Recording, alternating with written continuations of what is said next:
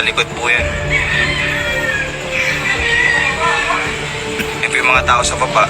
Mga nanonood din. Kinakabahan lang kami dahil baka hindi lang usok yung ibigay niya. Grabe po, grabe yung usok, grabe.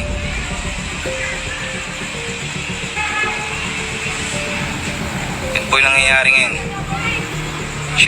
Share natin yung video.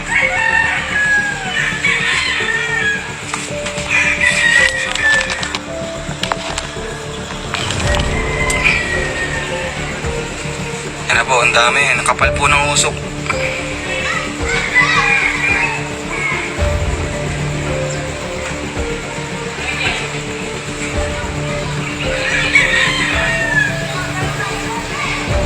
Ayan o, nakita niyo po. Nakita niyo ba?